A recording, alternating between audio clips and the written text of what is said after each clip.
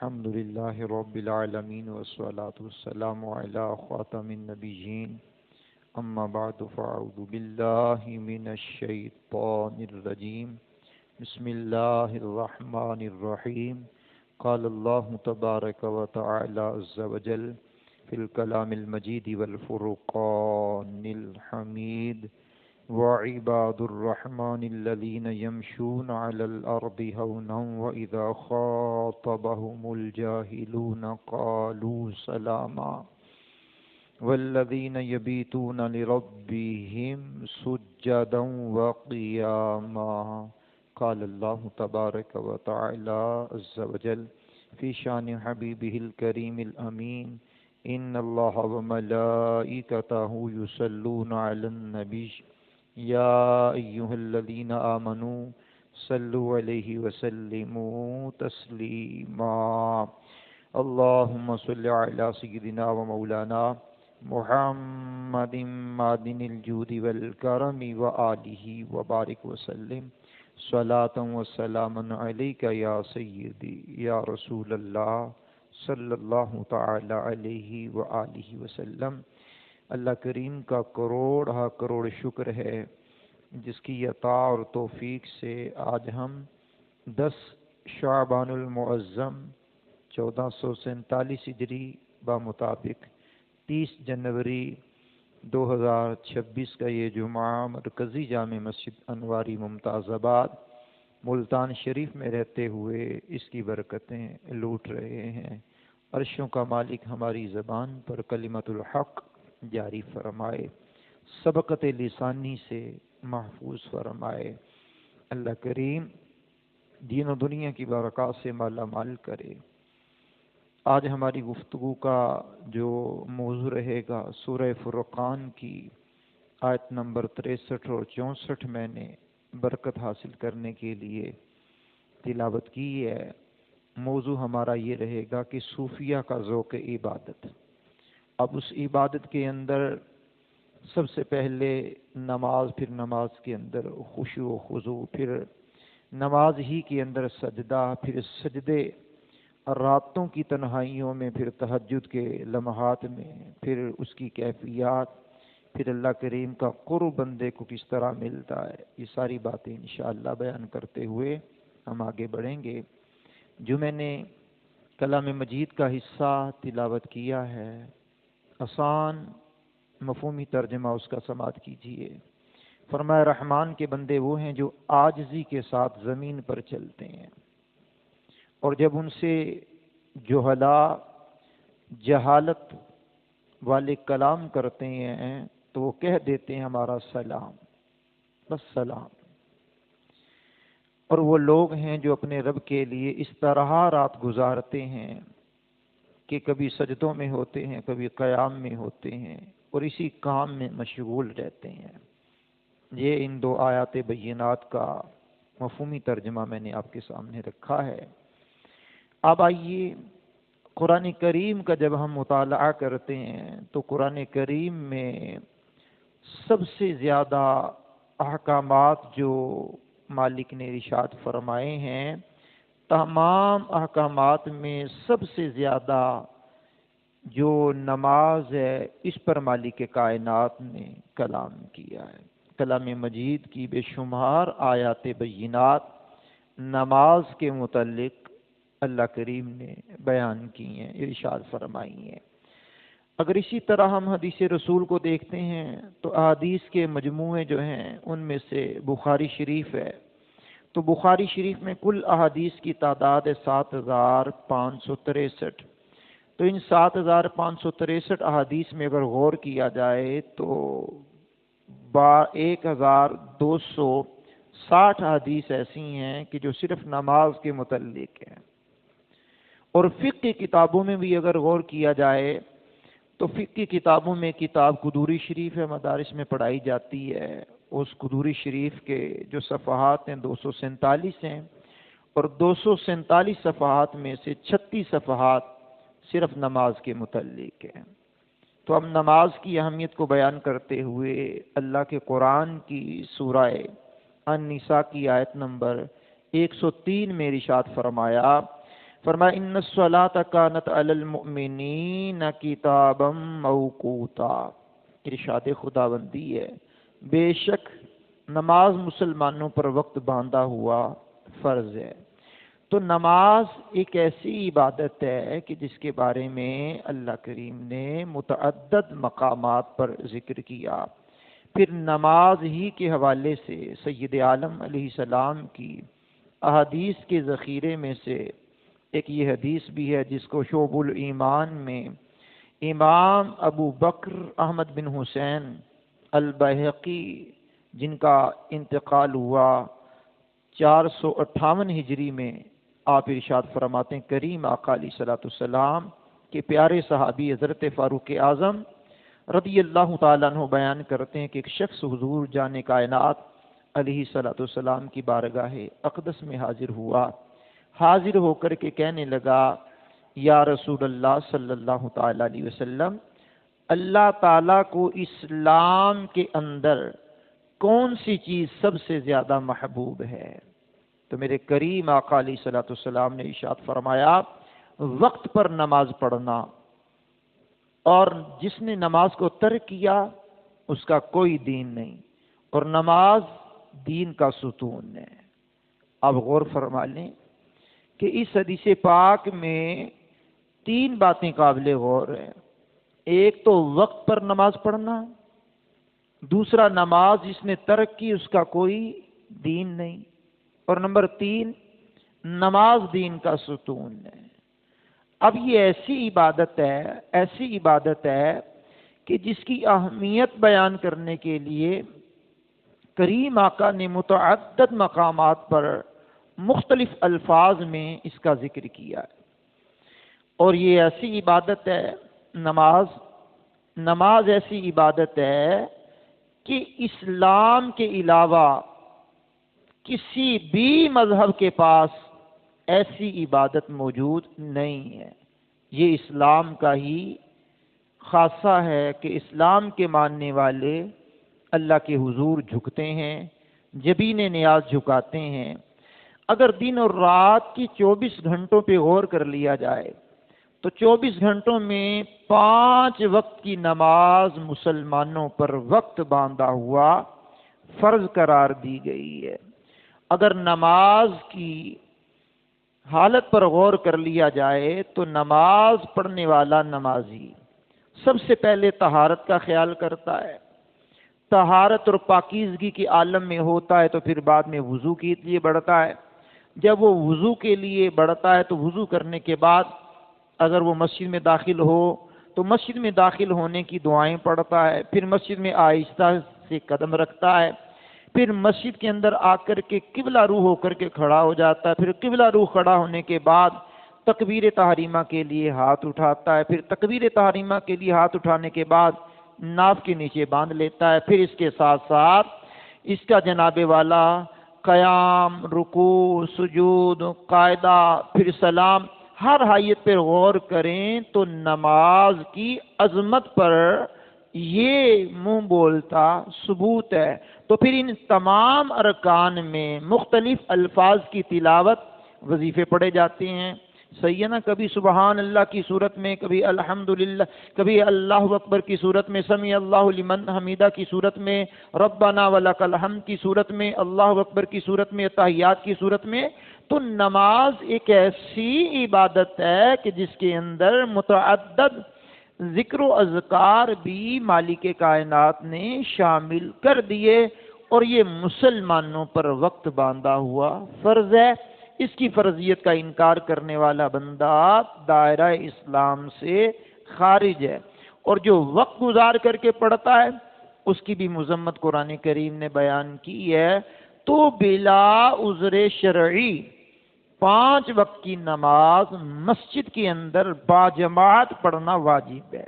نماز بذات خود فرض ہے اور جماعت کے ساتھ پڑھنا بلا عذر شرعی، کوئی عذر شرعی نہ ہو تو پھر مسجد کی نماز واجب ہے۔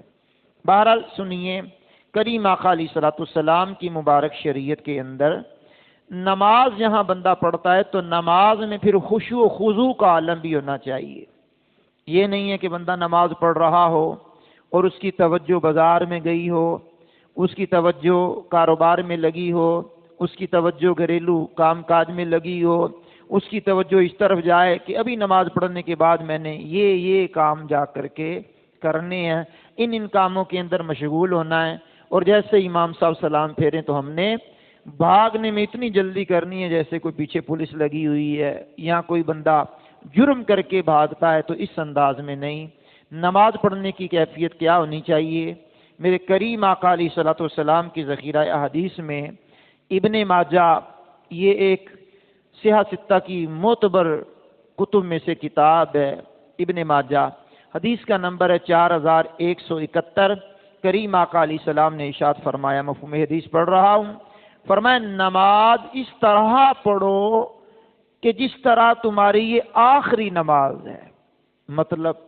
مطلب کہ اس کے بعد تمہاری زندگی کے صفحات کو کلوز کر دیا جائے گا، تمہاری زندگی اختتام کو پہنچ جائے گی، اس کے بعد تمہیں زندگی گزارنے کا موقع نہیں مل پائے گا۔ یہ جو تم نماز پڑھ رہے ہو تصور کرو کہ تمہاری آخری نماز ہے، اور اس کے بعد تمہیں موقع نہیں ملے گا، زندگی اختتام کو پہنچ جائے گی۔ تو جو بندہ یہ تصور کرنے کے بعد نماز پڑھتا ہے تو یقیناً اس کی نماز میں خشوع و خضوع ہوتا ہے، جو قرآن کا بھی منشا ہے، احادیث کا بھی منشا ہے۔ لیکن کریں کیا اس دور میں، افراتفری کے دور میں، اجلت اتنی آ گئی، ہر کام میں جلدی جلدی جلدی جلدی جلدی، ہر کام میں انتہا کی جلدیاں لوگ مچاتے ہیں، اور اگر دوسری لائن پہ جائیں کاروباری لائن میں تو شارٹ کٹ راستے لوگ اختیار کرتے ہیں۔ امیر ترین بننے کا شارٹ کٹ بتائیں جناب، شارٹ کٹ بتائیں جناب، مختصر انداز میں بتائیں کہ میں امیر کیسے ہو جاؤں، میں ترقی کیسے کر جاؤں، میں بلندیوں پر کیسے پہنچ جاؤں، میں دنیا میں نمایاں کس طرح ہو جاؤں، شارٹ کٹ بتائیں مجھے۔ تو بھائی شارٹ کٹ ہر معاملے میں اختیار کیجئے، لیکن نماز میں شارٹ کٹ نہ اختیار کیجئے۔ نماز اطمینان سے اللہ کے حضور کھڑے ہو کر کے پڑھیے۔ جس کی نماز پڑھ رہے ہیں وہ رب ہے اور ہم اس کے بندے ہیں، اور ہم بندے ہونے کا حق ادا نماز میں کر سکتے ہیں کہ نماز میں بندگی کا اعلیٰ ترین درجہ ہے کہ بندہ اللہ کے حضور کھڑے ہو اور توجہ اس کی مالک حقیقی کی طرف ہو، کسی اور طرف اس کی توجہ جائے ہی نہ۔ اب نماز اور صبر یہ اللہ کریم سے رابطے کے ذرائع ہیں۔ آپ دیکھیں کہ لوگ چاہتے ہیں کہ میرا فلاں سے رابطہ ہو جائے، میرا فلاں سے رابطہ ہو جائے، فلاں سے رابطہ ہو جائے۔ کسی بڑے بندے سے اگر رابطہ ہو جائے، اس کا پرسنل نمبر مل جائے، تو بندے کہتے ہیں فلاں شخصیت کا میرے پاس پرسنل نمبر ہے، اس کے سیکٹری کا نہیں، اس کا پرسنل نمبر میرے پاس ہے۔ تو آئیے میں آپ کو قرآن کریم کی سورہ آل عمران کی آخری آیت، جس کا نمبر 200 ہے، سورہ آل عمران جہاں اختتام ہوتی ہے، تو اختتامی آیت کریمہ کے اندر مالک کائنات نے فرمایا یا ایھا الذین آمنوا اصبروا وصابروا ورابطوا، فرمایا ایمان والو صبر کرو اور دشمن سے صبر کرتے ہوئے آگے رہو اور رابطے میں رہو۔ یہ میں نے مفہومی ترجمہ پڑھا ہے آپ کے سامنے۔ ایمان والوں کو صبر کرنے کا حکم دیا، دشمن سے آگے رہنے کا حکم دیا، اور رابطے میں رہنے کا حکم دیا۔ اب رابطہ کس سے ہے جناب؟ اپنے مالک حقیقی سے بندے نے رابطے میں رہنا ہے۔ وہ مالک حقیقی کے ساتھ رابطہ کس طرح بندے کا مضبوط ہوتا ہے؟ آئیے امام مسلم نے اپنی صحیح مسلم کے اندر حدیث کا نمبر ہے 587 میرے کریم آقا علیہ الصلوۃ والسلام نے ارشاد فرمایا کیا میں تمہیں ایسی چیز نہ بتاؤں جس کے ذریعے سے اللہ کریم تمہارے گناہوں کو مٹا دے گا اور تمہارے درجات کو بلند کرے گا۔ صحابہ کرام علیہم رضوان نے عرض کی یا رسول اللہ علیہ السلام ضرور ارشاد فرمائیے کہ ایسی کون سی چیز ہے؟ تو میرے کریم آقا علیہ السلام نے ارشاد فرمایا نہ چاہتے ہوئے بھی اچھی طرح وضو کرنا، مسجد کی طرف زیادہ سے زیادہ قدم بڑھاتے ہوئے چلنا، اور ایک نماز کے بعد دوسری نماز کا انتظار کرنا، یہ ہے تمہارا رابطہ۔ اب آپ غور فرما لیں کہ نمازی آدمی جو ہے اس کے گناہ اللہ معاف فرما دیتا ہے اور اس کے درجات میں بلندی عطا فرما دیتا ہے، اور اس کے ساتھ ساتھ وہ نہ چاہتے ہوئے بھی کامل اچھی طرح وضو کرے. سردی ہے، ٹھٹک رہا ہوتا ہے بندہ، اور گھر میں ایسی سہولیات بھی نہیں ہے کہ بندہ گرم پانی سے وضو کر لے. مسجد میں بھی بعض مرتبہ گیس کا پرابلم، بعض مرتبہ لائٹ کا پرابلم بھی ہوتا ہے، تو بندہ اتنے سارے کپڑے اس نے چڑھائے ہوتے ہیں تو وضو کرنے میں دشواری ہوتی ہے. لیکن میرے کریم آقا علیہ السلام کی حدیث کے مطابق اس دشواری میں بھی اچھی طرح کامل وضو کرنا، پھر جناب والا کامل وضو کر کے نماز پڑھنا، پھر نماز پڑھنے کے بعد دوسری نماز کا انتظار کرنا. اللہ اکبر.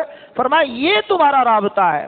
تم مالک کائنات کے ساتھ رابطہ مضبوط کرنے کے لیے اس کی بارگاہ میں آنا پڑے گا، اس کے آگے سر کو جھکانا پڑے گا، اس مالک حقیقی کی بارگاہ میں جھکنا پڑے گا، اور جھکتے ہوئے مالک کائنات کی عبادت کرنی پڑے گی، اور اس نیت سے کرنی پڑے گی کہ وہ ہمارا رب ہے، ہم اس کے بندے ہیں، اور بندہ ہونے کا حق بندے کو ادا کرتے رہنا چاہیے. میرے کریم آقا علیہ السلام نے سجدے کی اہمیت کو بھی بیان کیا. کیا بات ہے، کیا بات ہے. پوری نماز تو ایک جگہ پر ہے، لیکن ایک سجدے کے بارے میں بھی کریم آقا علیہ السلام نے بیان کیا.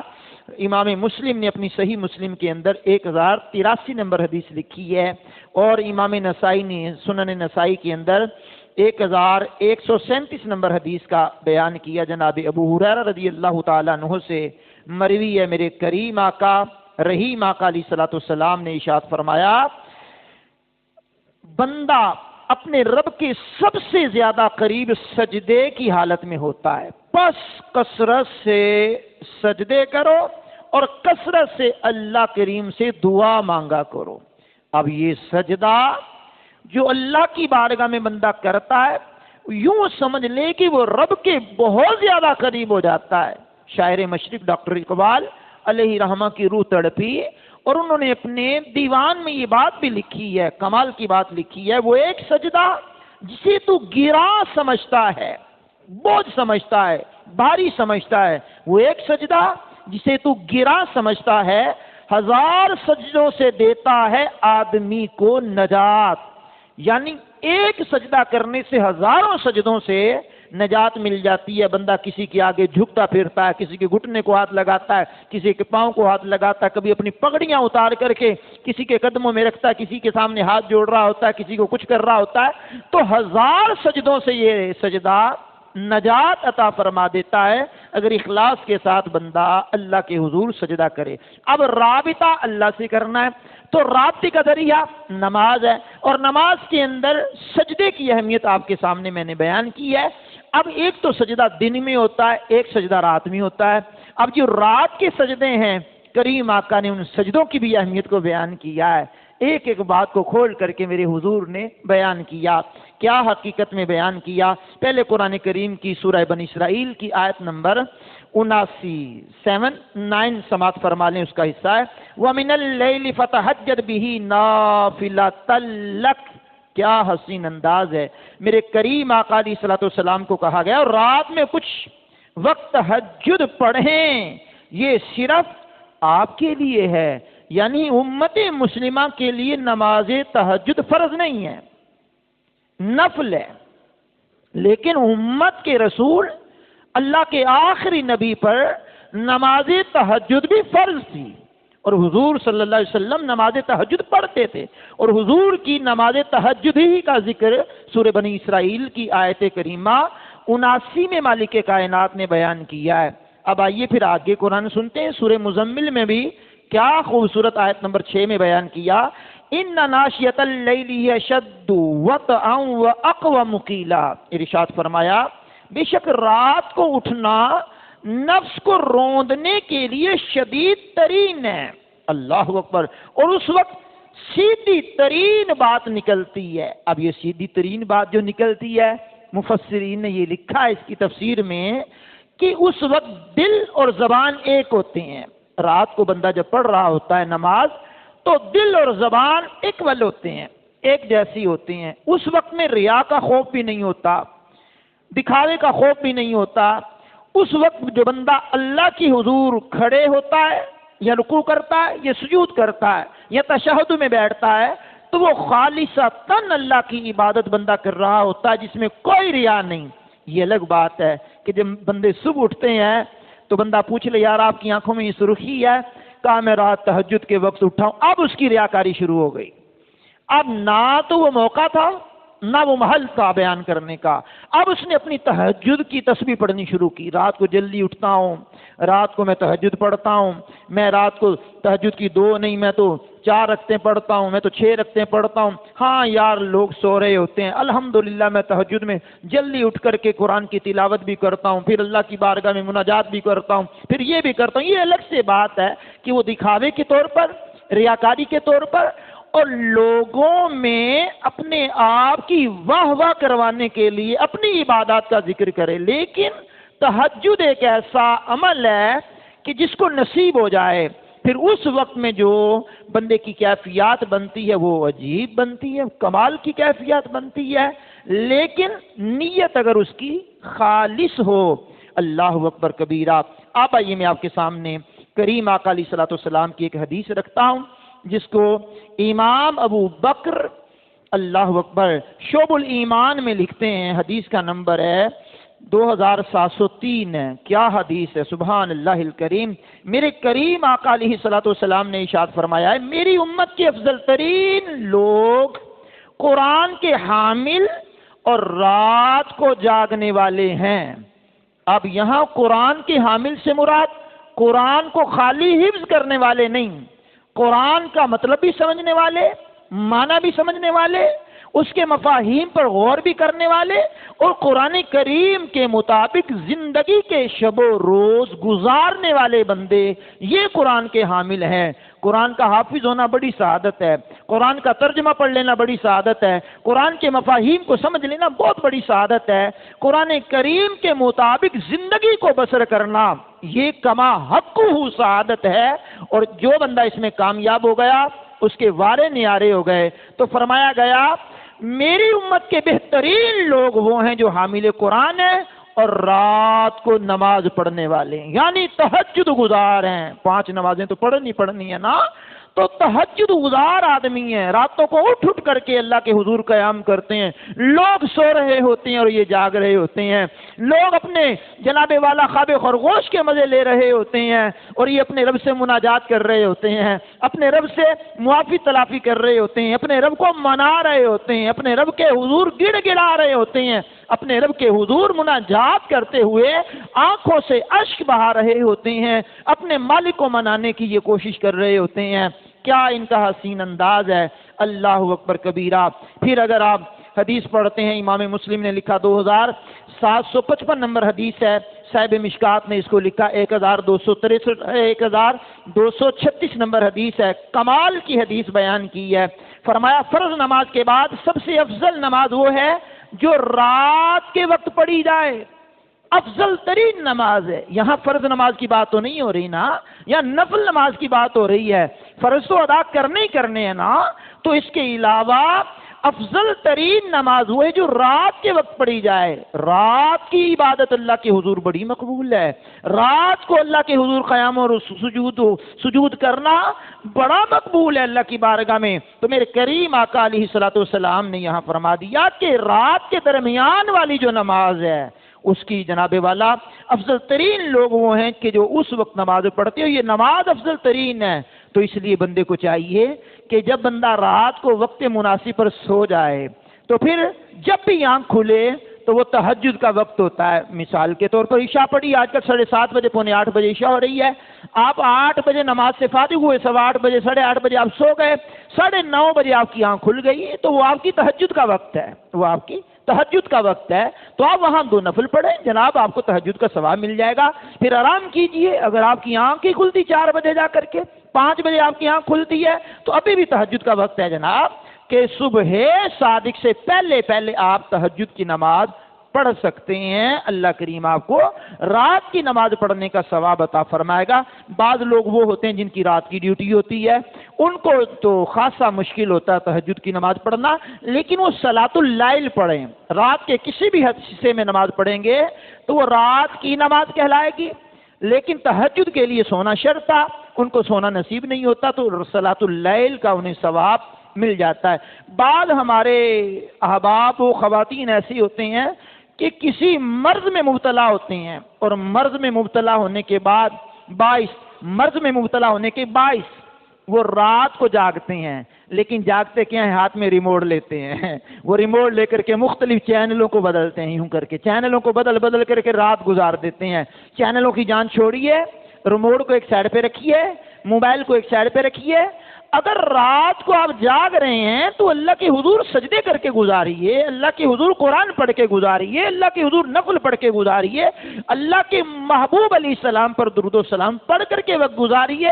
وقت بڑا قیمتی ہے، وقت ہاتھ سے نکلا اور گیا، نکلا ہوا کمان سے تیر واپس نہیں آتا، اور گیا ہوا وقت واپس نہیں پلٹتا۔ زبان سے بات نکلی ہوئی واپس نہیں آتی، بندے کہہ تو دیتے میں اپنا لفظ واپس لے رہا ہوں، میں اپنے الفاظ واپس وہ واپس کیسے لے لیے اس نے؟ وہ تو نکل گئے، اگلے کے دل کو چیر کر کے نکل گئے، اگلے کے دماغ کو ڈیمیج کر گئے، ساری زندگی کے لیے جناب والا اس کی نگاہوں سے بندہ گر گیا۔ زبان سے ایسے جملے نکلے تو کمان سے نکلا ہوا تیر کبھی واپس نہیں آتا، تن سے نکلا ہوا دودھ واپس نہیں آتا، زبان سے نکلا ہوا جملہ واپس نہیں آتا۔ تو یہ ساری باتیں بندے کو سوچ سمجھ کر کے کرنی چاہیے، اور وقت انسان کے پاس بڑا مختصر ہے، مختصر وقت کے اندر اللہ کو راضی کرنا ہے۔ خیر میں بات کر رہا تھا رات کی نماز کی، تو میرے کریم آقا علیہ الصلوۃ والسلام کی پیاری حدیث ہے، سنن ترمذی میں حدیث کا نمبر ہے 3579، ابن ماجہ میں ہے 1364، اور صاحب مشکات نے لکھا 1229 نمبر حدیث کا۔ بڑی پیاری حدیث ہے، میرے کریم آقا علیہ الصلوۃ والسلام نے فرمایا رب بندے کے سب سے زیادہ قریب رات کے وسط میں ہوتا ہے، یعنی رات کے درمیان میں بندے کے رب قریب ہوتا ہے۔ اللہ اکبر، اللہ اکبر۔ اب بندہ سجدے میں اللہ کے قریب ہوتا ہے، اور اللہ رات کی درمیانی رات میں وسط میں بندے کے قریب ہوتا ہے۔ پہلی حدیث میں کیا بتایا؟ سجدے میں بندہ ہوتا ہے تو اللہ کے قریب ہوتا ہے۔ اب اللہ جس بندے کے قریب ہوتا ہے وہ رات کے وسط میں بندے کے اللہ قریب ہوتا ہے۔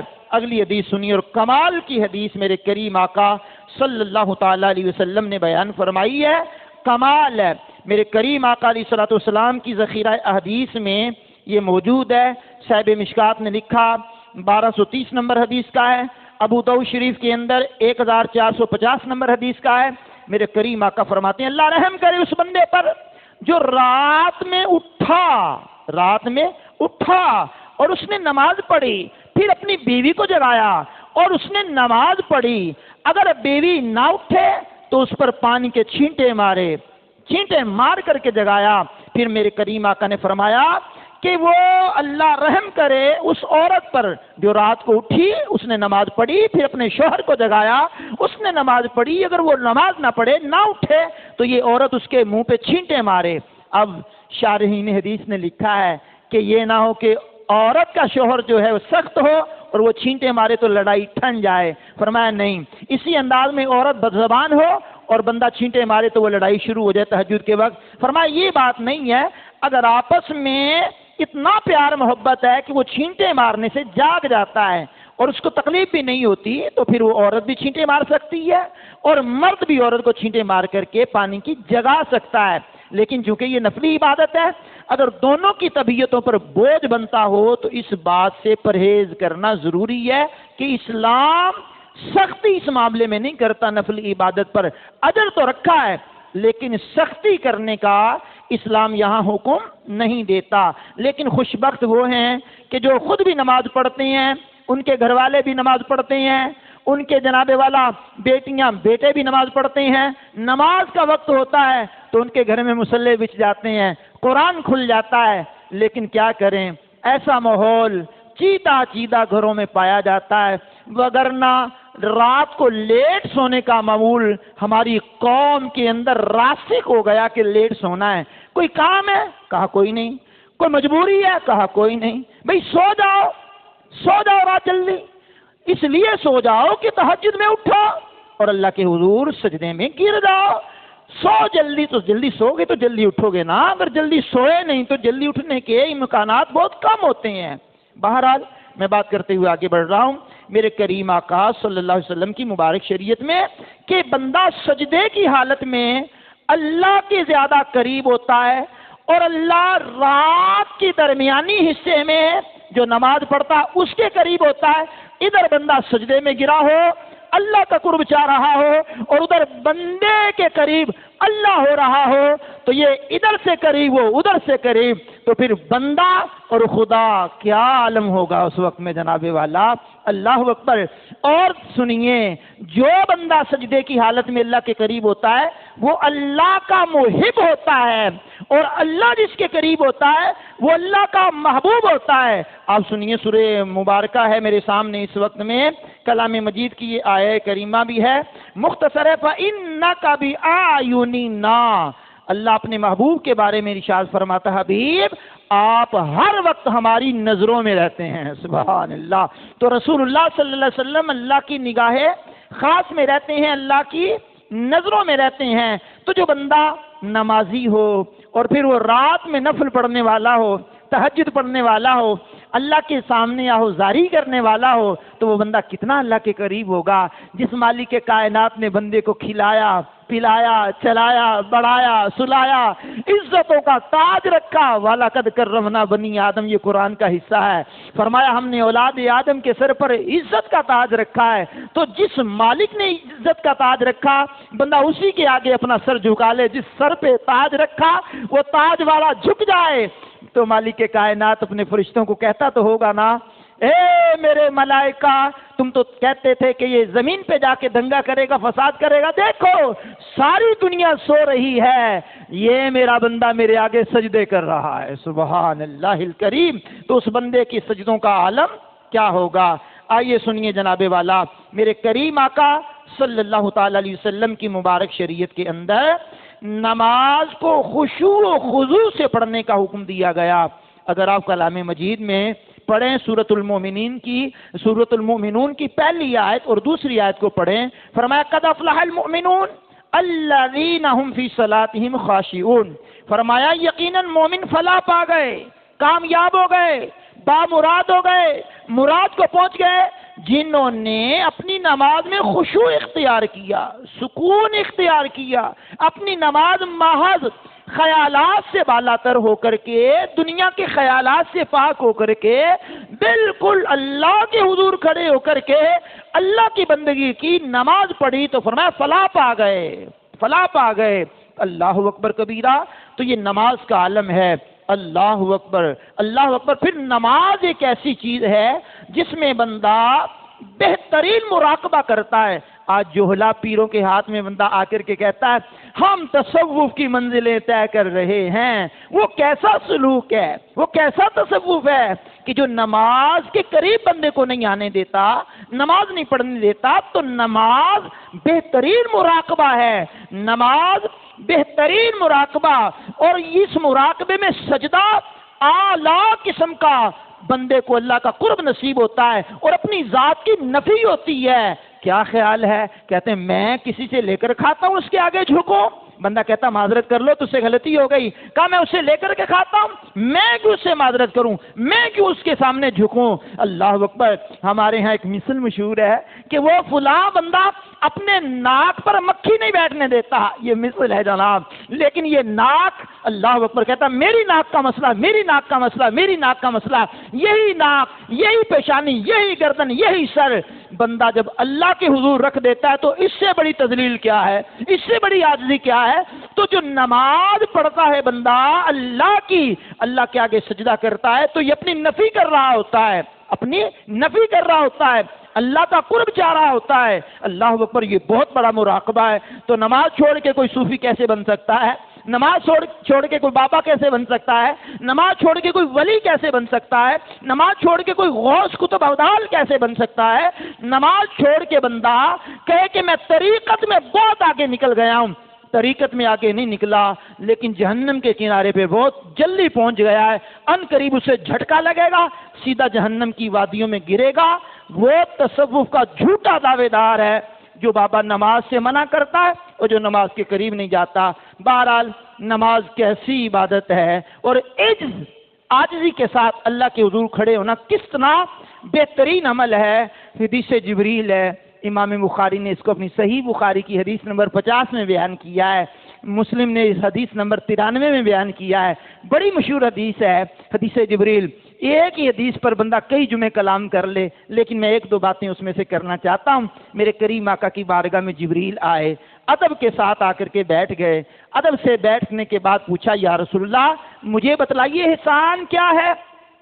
آپ نے فرمایا احسان یہ ہے کہ تو اللہ کی عبادت اس طرح کر جیسے اسے دیکھ رہا ہے۔ اللہ اکبر۔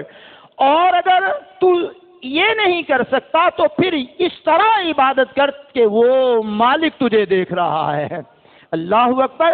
بندہ نماز پڑھ رہا ہو، تصور ہو کہ میرا مالک مجھے دیکھ رہا ہے۔ ہماری آنکھیں تو ایسی نہیں ہیں کہ ہم اللہ کا دیدار کر سکے۔ ہاں، خواب کے عالم میں بعض علماء، صلحاء، صوفیاء، بعض ائمہ کرام نے خواب کی حالت میں جو اللہ کی شان کے لائق ہے اس کو دیکھا ہے، لیکن ہماری بس میں تو بات نہیں ہے۔ لیکن ہم نماز جب پڑھ رہے ہوں تو میں نے شروع میں ایک حدیث پڑھی ہے کہ اپنی آخری نماز سمجھ کے بندہ پڑھے، پھر میں نے حدیث پڑھ رہا ہوں حدیث جبریل کہ اس طرح نماز پڑھے جس طرح بندہ اللہ کو دیکھ رہا ہے۔ اگر یہ ممکن نہ ہو تو یوں نماز پڑھے کہ اس کا رب اسے دیکھ رہا ہے، تو جب رب اسے دیکھ رہا ہوگا تو نماز میں وہ عجیب و غریب حرکتیں کرے گا نہیں، نماز میں اطمینان سے وہ نماز پڑھے گا کہ میں اللہ کے حضور کھڑا ہوں۔ یہاں کہا جاتا ہے کیمرے کی نگاہ آپ کو دیکھ رہی ہے تو بندہ ایکٹیو ہو جاتا ہے، کیمرے کی نگاہ مجھے دیکھ رہی ہے، کیمرے کی آنکھ مجھے کیپچر کر رہی ہے۔ یہ کیمرے کا ڈیٹا تو ڈیلیٹ بھی ہو سکتا ہے، اس میں ٹیکنیکل فالٹ بھی آ سکتا ہے۔ اللہ اکبر۔ لیکن کرامن کاتبین جو دائیں بائیں ہیں اعمال لکھنے والے، ان سے تو بھول نہیں ہوتی، یہ تو خطا نہیں کرتے۔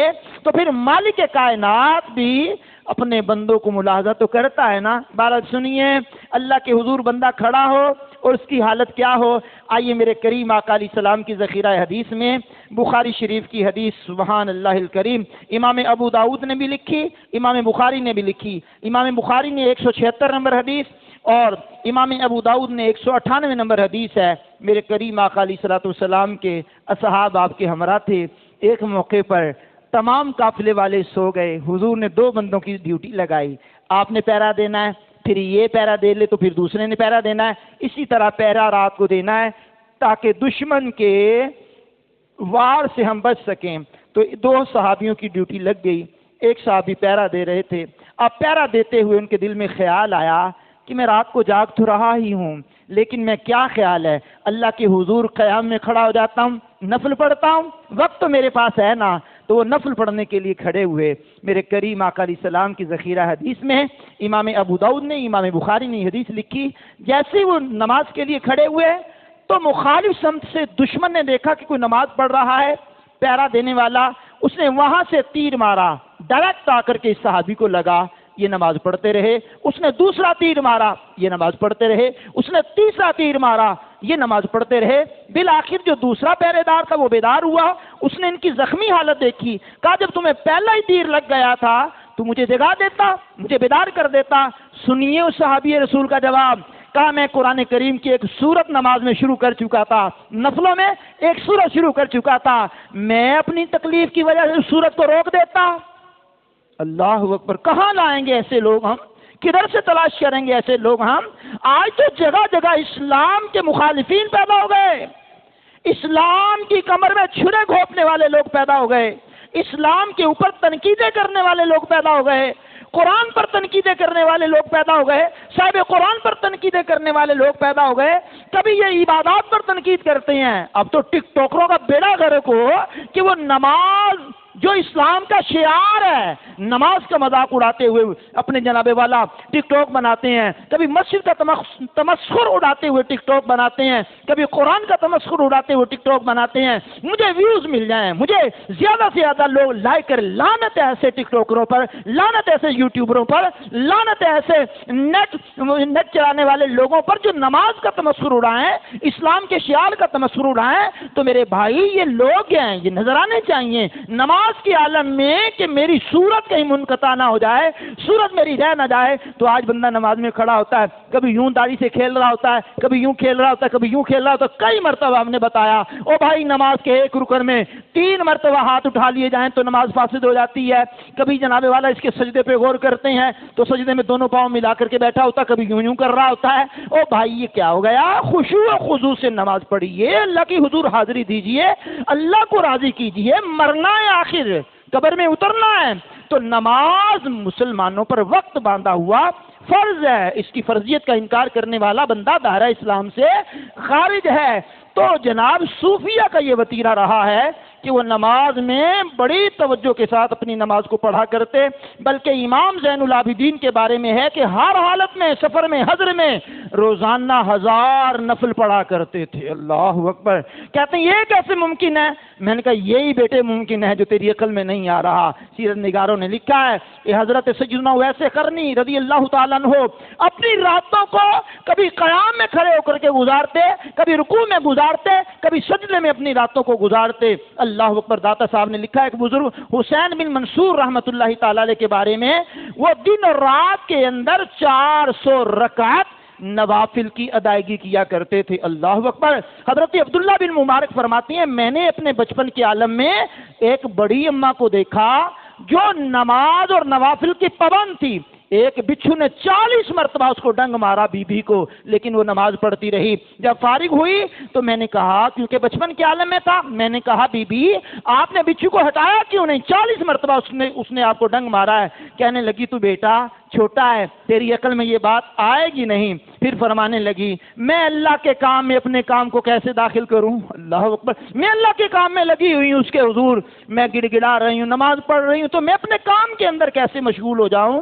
گویا ڈنگ پہ ڈنگ برداشت کر لیا، لیکن اللہ کے حضور عبادت میں خلل نہیں آیا۔ اللہ اکبر کبیرہ۔ اسی انداز میں جناب والا میرے کریم آقا علیہ الصلوۃ والسلام کی ذخیرہ حدیث میں اگر ہم دیکھتے ہیں تو آخری وقت ہے جان کائنات صلی اللہ تعالی علیہ وسلم کا، آخری وقت ہے۔ مولا مشکل کشا علی المرتضی کرم اللہ تعالی وجہہ الکریم فرماتے ہیں میں حضور کے پاس تھا، میرے حضور نے فرمایا صلی اللہ علیہ وسلم علی جی آقا کاغذ لے کر کے آؤ، قلم لے کر کے آؤ۔ مولا کائنات فرماتے ہیں کہ میں ڈر گیا کہ میں کاغذ قلم ڈھونڈنے چلا گیا، ادھر حضور کا وصال ہو گیا تو میں کیا کروں گا؟ میں نے عرض کی یا رسول اللہ علیہ الصلوۃ والسلام آپ زبانی ارشاد فرما دیں، میں حفظ کر لوں گا جو آپ کہیں گے۔ تو میرے حضور صلی اللہ علیہ وسلم نے مسند احمد کی حدیث کا نمبر ہے 693، میرے حضور فرماتے ہیں سنو میں تمہیں نماز کی، زکوٰۃ کی اور غلاموں کے ساتھ اچھا سلوک کرنے کی وصیت کرتا ہوں۔ اللہ اکبر۔ آخری لمحات ہیں حضور کی زندگی کے، اللہ اکبر۔ اور ایک اور روایت میں حضرت انس بن مالک نے اس طرح بھی حدیث بیان کی ہے، اللہ مسند احمد میں حدیث کا نمبر ہے 12108، وہ یہ بھی بیان کی ہے کہ میرے حضور نبی کریم علیہ السلام نے فرمایا میں تمہیں نماز اور غلاموں کے ساتھ اچھا سلوک کرنے کی وصیت کرتا ہوں، نماز اور غلاموں کے ساتھ اچھا سلوک کرنے کی وصیت کرتا ہوں، نماز اور غلاموں کے ساتھ اچھا سلوک کرنے کی وصیت کرتا ہوں۔ یہی کہتے رہے اور حضور کا وصال اقدس ہو گیا۔ تو بھائی نماز یہ مسلمانوں پہ وقت باندھا ہوا فرض ہے۔ آج 10 شعبان المعظم ہے، ان قریب 14 منگل کا دن ہوگا، 14 شعبان المعظم کا دن ہوگا، جو رات ہوگی یہ 15 شعبان المعظم کی رات ہوگی۔ تو 15 شعبان المعظم کی رات میں کثرت کے ساتھ مسلمان اللہ کی عبادت کرتے ہیں۔ یہ عبادت کرنا نہ تو ہم فرض سمجھتے ہیں نہ ہم واجب سمجھتے ہیں، یہ عبادت کرنا ہم مستحب سمجھتے ہیں۔ اور حدیث کے مطابق میرے کریم آقا علیہ الصلوۃ والسلام نے ارشاد فرمایا 5 راتیں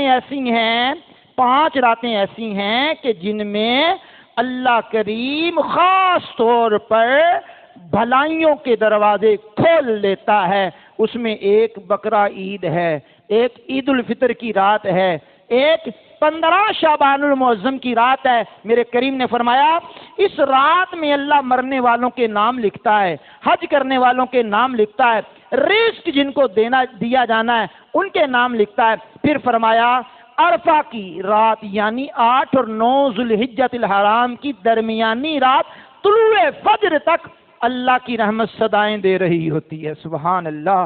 تو یہ شعبان المعظم قریب سے قریب ہے، شعبان المعظم، بلکہ ہم شعبان المعظم میں ہیں، 15 شعبان المعظم قریب سے قریب ہے، تو اس رات میں بھی جاگنا بھی چاہیے اور اللہ کی عبادت بھی کرنی چاہیے۔ اس رات میں حدیث کے مطابق شعبان المعظم کی 15ویں شب کو اللہ قبیلہ بنی کلب کی بکریوں کے بالوں سے بھی زیادہ لوگوں کو جہنم سے نکال کر کے جنت میں داخل کرتا ہے۔ صاحب مرقات نے لکھا ہے، پھر فرمایا ان میں سے کچھ ایسے بدبخت لوگ ہیں کہ جن کی اس رات بھی بخشش مالک کائنات نہیں کرتا۔ نمبر 1 شراب کا عادی، نمبر 2 ماں باپ کا نافرمان، نمبر 3 زنا کا عادی، نمبر 4 قطع تعلق کرنے والا، رشتہ داریاں کاٹنے والا، نمبر 5 تصویر بنانے والا مصور جو ہاتھوں سے تصویر بنا کر کے پھر چسپاں کرتا ہے۔ یہ ڈیجیٹل تصویر کی اور حکم ہے، پرنٹ آؤٹ کرنے کا اور حکم ہے۔ پھر فرمایا چغل خور، اور اس کے ساتھ ایک روایت میں یہ بھی ہے کاہن، یعنی نجومی ہاتھ کی لکیریں دیکھ کر کے قسمتیں بتانے والے، جن کی اپنی قسمت خراب ہوتی ہے، روڈوں پہ بیٹھے ہوتے ہیں، وہ لوگوں کی قسمتوں کا حال بتا رہے ہوتے ہیں۔ یہ کاہن، جادوگر، تکبر کے ساتھ پاجامہ شلوار تہبند ٹخنوں سے نیچے لٹکانے والا، اور بعض روایات میں یہ بھی ہے کہ بلا اجازت شرعی کسی کا بغض کینہ اپنے دل میں پالنے والا اس رات بخشش سے محروم رہ جاتا ہے۔ تو شب بارات کے آنے سے پہلے پہلے اگر یہ برائیاں اپنے اندر پائی جاتی ہیں تو ان سے نجات حاصل کیجئے، اور شب برات میں خوب سے خوب اللہ کو راضی کرنے کے کام کیجئے۔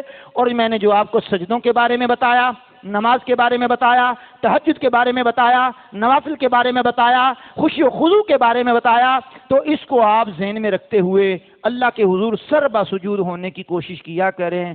ہاں وہ ایک سجدہ تو جسے گرا سمجھتا ہے، 1000 سجدوں سے دیتا ہے آدمی کو نجات۔ تو اللہ کے آگے جھک جاؤ، لوگوں کے آگے جھکنے سے بچ جاؤ گے۔ وآخر دعوانا ان الحمد للہ رب العالمین۔